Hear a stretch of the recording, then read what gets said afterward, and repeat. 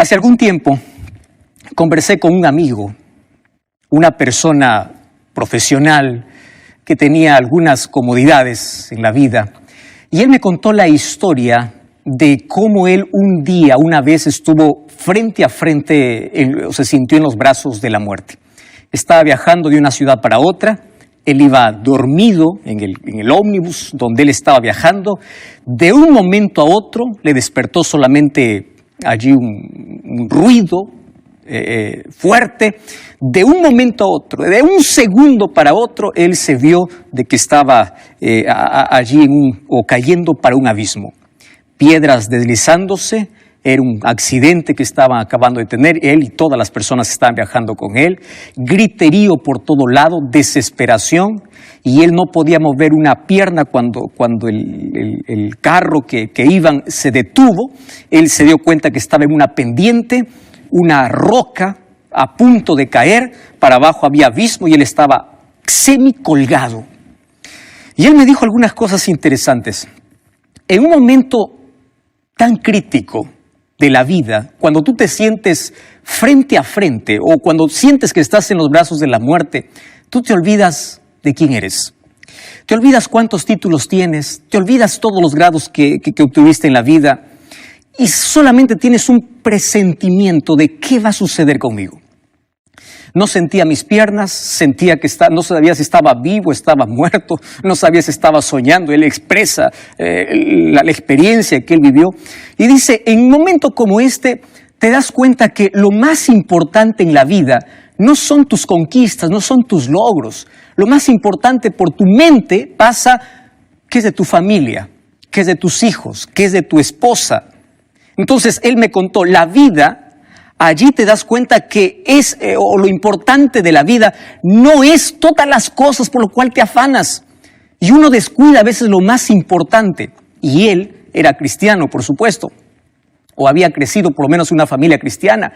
Y por mi mente pasó, me decía él, dos cosas. O estoy salvo o estoy perdido. ¿Valió la pena vivir? ¿Para qué viví? ¿O perdí tiempo en la vida? ¿O qué cosa es lo que yo gané?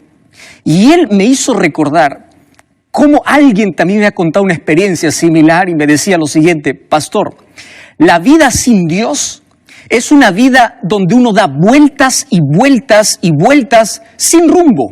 No sabe a dónde va a llegar. Tanto así que si llega la muerte, te estremece. Si llega alguna cosa que te separa de tus conquistas, de tus logros, de tu dinero, que te separa de aquello que te hace sentir seguro, te hace sentir tan indefenso, te sientes en el vacío y sientes que no viviste para nada. Porque finalmente la vida al final se resume, ¿estoy salvo o estoy perdido? Eso es todo. Y a veces uno va por la vida pensando que lo más importante es el dinero, lo más importante es el poder, lo más importante son las cosas de este mundo, cuando al final de la vida lo más importante es ¿estoy salvo o estoy perdido? Y una de las cosas que nunca voy a olvidar, lo que él me decía es, la vida sin Dios es dar vueltas y vueltas sin rumbo, sin saber a dónde va a llegar, sin saber cuál es tu destino. Y tenía mucha razón, porque el apóstol Pablo ya nos hablaba en el libro de Colosenses capítulo 1, versículo 16, que la vida necesita tener un propósito. La vida tiene sentido cuando tiene propósito, y solamente tiene propósito cuando tú sirves a Dios. Dice el versículo 16, por Él fueron creadas todas las cosas, los que hay en el cielo, lo que hay en la tierra, visibles e invisibles, tronos, dominios, principados, potestades. Todo fue creado por medio de Él y para Él. ¿Me estás escuchando, Francisco? Fuiste creado por Dios y para Dios. Eulogio, estoy hablando para ti. Tú no fuiste creado para arrastrarte en esta vida, para arrastrarte en la miseria, para tener el corazón quebrantado, para vivir lejos de Dios, para darle espalda a Dios. Tú fuiste creado por Dios y para Dios. Entonces, la vida sin Dios es un conjunto de horas perdidas. Uno pierde años, uno pierde tiempo, uno pierde todo. Finalmente, la vida sin Dios es una vida vacía y perdida. No te olvides, dos cosas. Es una vida vacía y es una vida perdida. Yo voy a hablar de salvados y perdidos. Alguien me preguntó hace algún tiempo, pastor, yo no entiendo cómo es que finalmente muchas personas se van a perder. Porque la Biblia me enseña que cuando Jesús vino a este mundo, vino para morir por todos. Entonces, ¿cómo si es que su sangre es suficiente para salvar a todos? ¿Por qué hay muchos que se van a perder? Es que Dios no puede romper tu libertad. Es que la sangre de Cristo tiene poder solamente cuando tú lo aceptas. Cuando tú rechazas el sacrificio de Jesús, estás perdido. No importa las obras que hagas, no importa los títulos que tengas, el poder que tengas, la riqueza que tengas. Sin Cristo estás perdido. Y déjame explicarte de una manera muy breve cómo en la Biblia presenta el asunto de salvación. La Biblia me presenta que Jesús en la cruz pagó la pena del pecado, mi culpa, la condenación. Esa es la primera P, la pena del pecado. Cuando acepto el sacrificio de Cristo, Él me justifica. ¿Qué significa me justifica? Él me hace justo, me acepta como hijo suyo. Pero a partir de allí empiezo a caminar con Dios.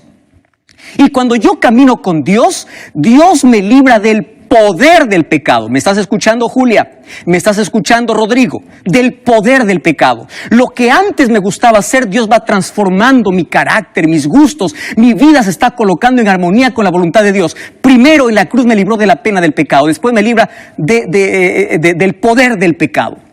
Pero Cristo va a volver. Y cuando vuelva a esta tierra, Él me librará de la presencia del pecado. Como para no olvidarnos, aquí tenemos las 3 P's, ¿verdad?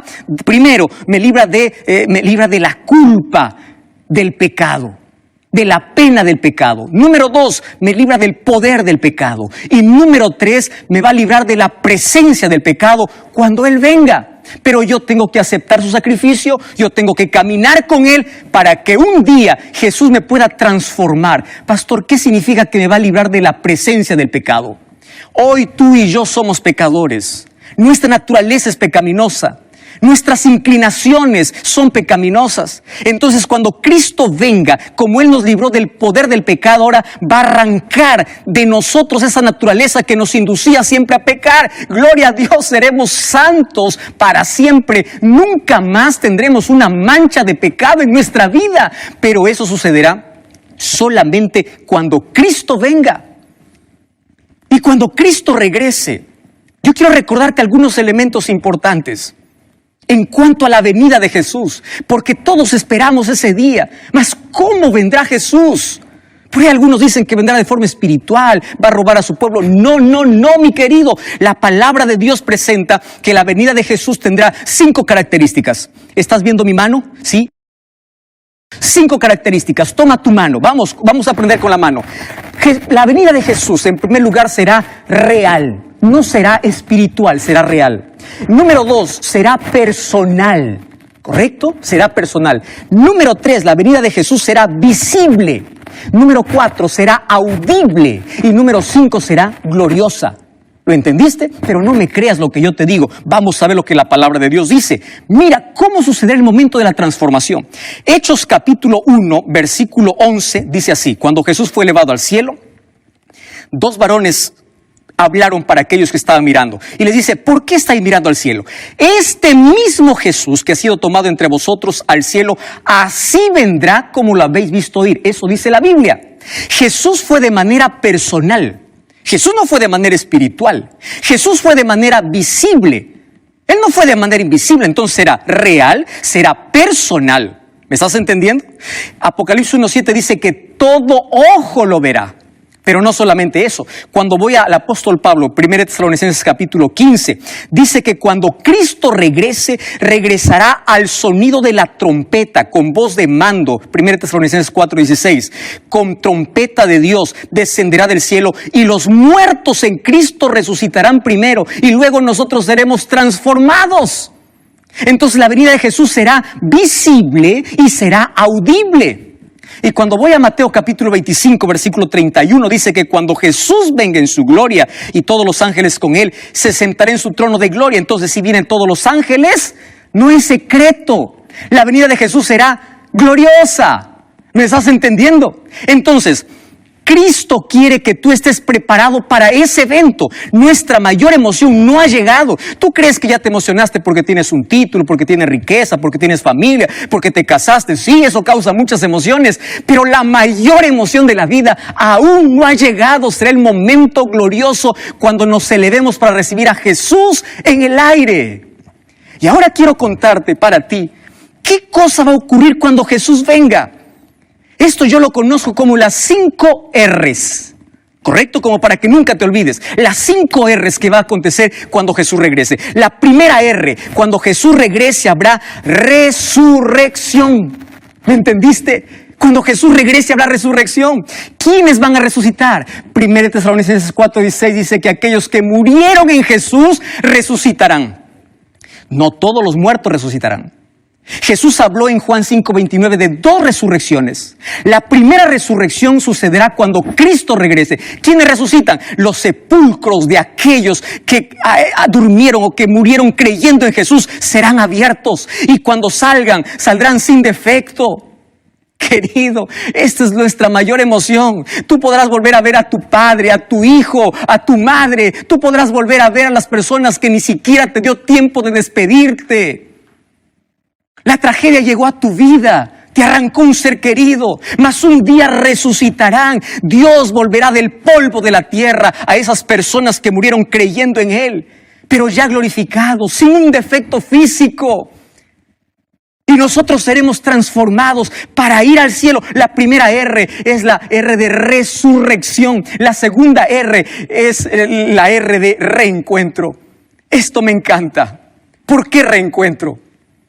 Yo sueño que Jesús venga, porque yo ya tengo muchos familiares que hoy no están conmigo. Tengo mi padre que ya falleció. Tengo abuelos que fallecieron. Tengo familia que no está. Y si tú ya te diste cuenta, aún los momentos más felices de la vida no son tan felices, porque en las reuniones familiares siempre hay una silla vacía que pertenece o que perteneció a alguien que ya no está más con nosotros. Prepárate para ese reencuentro. Un día volverás a abrazar a ese ser querido, pero el mayor reencuentro será con Jesús. De ese Jesús que tanto nos dio esperanza. Y Apocalipsis capítulo 8, versículo 1 me da una revelación importantísima. Dice que cuando se abrió el séptimo sello habla de la venida de Jesús, se hizo silencio en el cielo como por media hora. ¿Qué cosa está diciendo Apocalipsis? Apocalipsis es un libro profético. Y aquí una media hora en profecía significa 7 días, significa una semana. Quiere decir que una semana demorará este glorioso encuentro entre la venida de Jesús para llevar a los salvados para el cielo. En profecía, un día equivale a un año. Y aquí dice que media hora equivale a 7 días, a una semana. ¿Por qué silencio en el cielo? Porque todos los ángeles vienen. Todos están esperando la orden del Padre. Vamos a recoger a nuestros hijos. Vamos a traerlos para casa. Ellos están sufriendo mucho. Las tragedias. El mundo está pereciendo. Es hora de volver. Y Jesús vendrá. El mayor reencuentro no solamente será con nuestros seres queridos. El mayor reencuentro será con Jesús. ¿No te emociona saber eso? La tercera R es la R de la recepción. La Biblia dice en Mateo 25 que Jesús dirá: venid benditos de mi Padre. ¿Te imaginas aquella mesa de bienvenida? ¿Te imaginas aquel abrazo con los ángeles? ¿Te imaginas aquel abrazo con Jesús cuando tengamos que mirar sus heridas, las huellas que todavía, las marcas que están en sus manos, que costó nuestra redención, porque sus manos fueron clavadas para que tú y yo hoy tengamos derecho a entrar a ese reino? Ese reencuentro, esa recepción será gloriosa. La cuarta R es la R de respuestas. Porque hay muchas cosas que aquí no entendimos. Pero tú sigue perseverando por fe.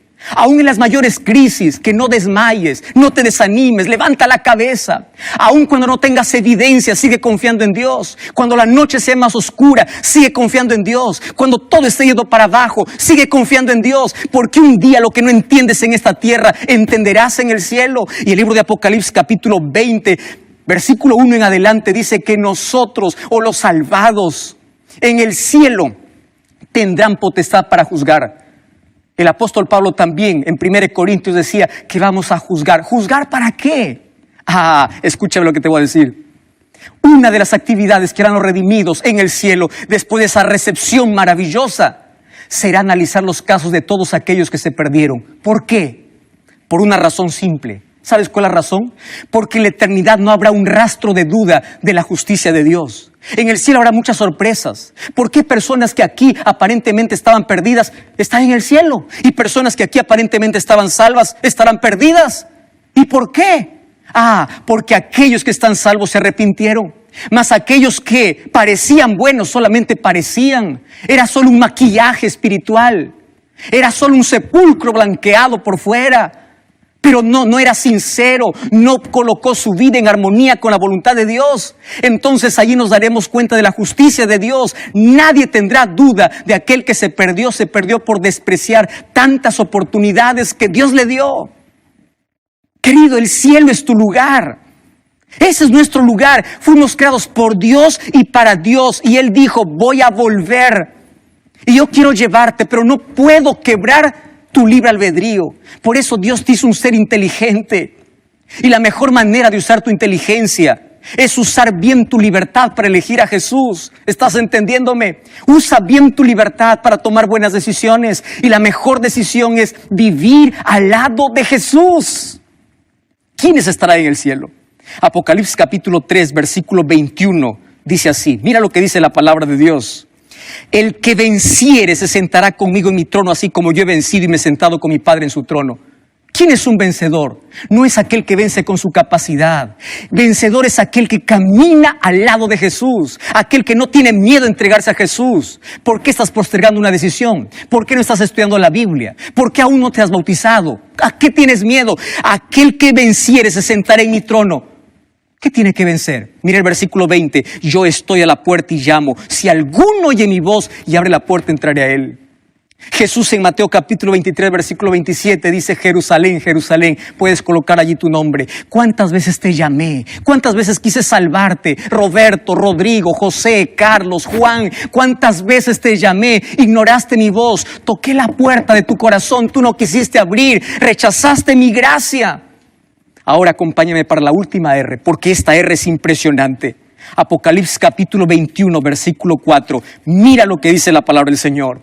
Vi un cielo nuevo y una tierra nueva. El primer cielo y la primera tierra pasaron y el mar no existe más. Acabaron todos los problemas.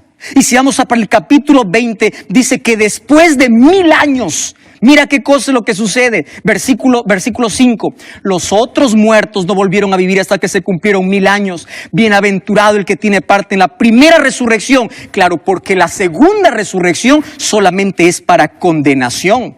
Versículo 9. Subieron sobre la anchura de la tierra, rodearon el campamento de los santos, la ciudad amada, y descendió fuego del cielo y los consumió. El diablo que los engañaba fue lanzado en el lago de fuego y azufre, donde está la bestia y el falso profeta, y serán atormentados para siempre. Cuando dice para siempre, está hablando de consecuencias eternas. Ahora, préstame atención lo que te voy a decir ahora. Después de 1000 años en el cielo, dice que la nueva Jerusalén desciende a la tierra.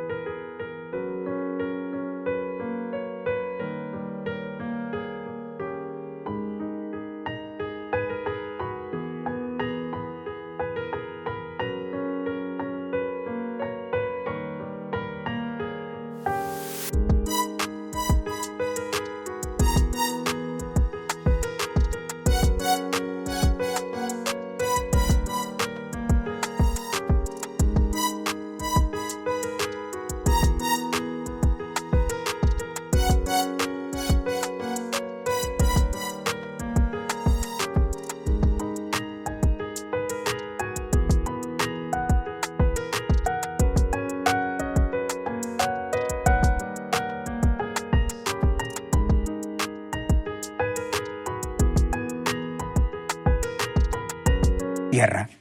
Quiero que imagines conmigo, por favor, esta escena. La nueva Jerusalén, la santa ciudad, está descendiendo del cielo. Y se levantan todos aquellos que echaron su suerte con Satanás. Satanás los engaña que todavía pueden conquistar esa ciudad. Y préstame atención. Todos se levantan como un solo ejército para poder guerrear, para poder pelear. Y es allí donde desciende fuego del cielo para acabar al diablo y sus ángeles. Préstame atención. El fuego no fue diseñado para el ser humano, fue creado para el diablo. Por favor, no eches tu suerte con él. No permitas que él tenga el control de tu vida. Ahora préstame atención. Cuando desciende la ciudad, habrán dos grupos. Un grupo dentro de la ciudad, otro grupo fuera de la ciudad. Mi pregunta es, ¿dónde estarás tú? ¿Dónde estaré yo? ¿Dentro o fuera de la ciudad? Para estar dentro de la ciudad hay un solo camino que es...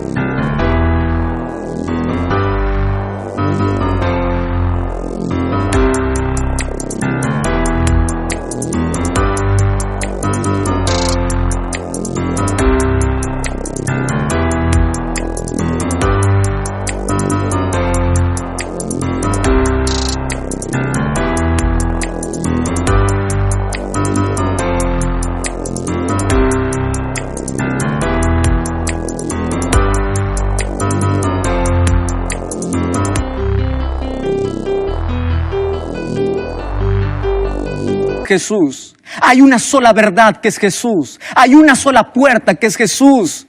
Es hacer la voluntad de Dios, no mi propia voluntad. Yo estoy imaginando en este momento cuántos padres estarán allí en la ciudad mirando a sus hijos fuera de la ciudad.